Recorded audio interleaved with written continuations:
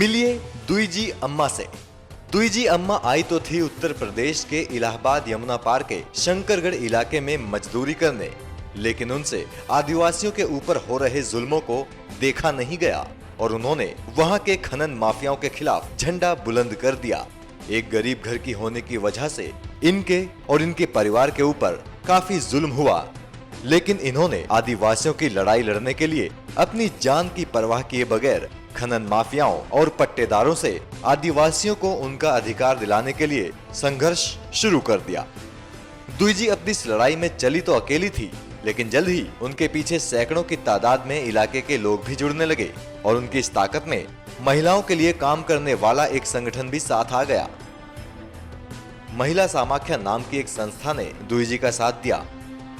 महिला समाख्या ने दुईजी को हर तरह का सहयोग दिया।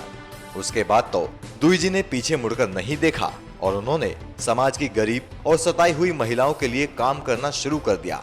इस लड़ाई में दुईजी को ठेकेदारों से काफी धमकी मिली, लेकिन दुईजी ठान चुकी थी कि जिस जमीन पर अब तक आदिवासी मजदूरी करते आए हैं, उनको वो उसी जमीन का पट्टा दिलाकर रहेंगी।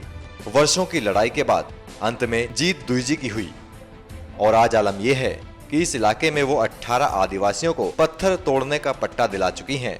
साथ ही मजदूरों को ठेकेदार अब उनका वाजिब हक भी देते हैं। हालांकि दुईजी अब बूढ़ी हो चुकी हैं, लेकिन आज भी सड़कों पर लोगों के लिए अपनी आवाज बुलंद करती हैं। उनके हौसले आज भी उनकी उम्र को काफी पीछे छोड़ते हैं और आज भी वो उसी लगन से लोगों की भलाई के लिए काम कर रही हैं और ना जाने कितने ही लोगों को प्रेरणा दे रही हैं। NMF न्यूज की रिपोर्ट।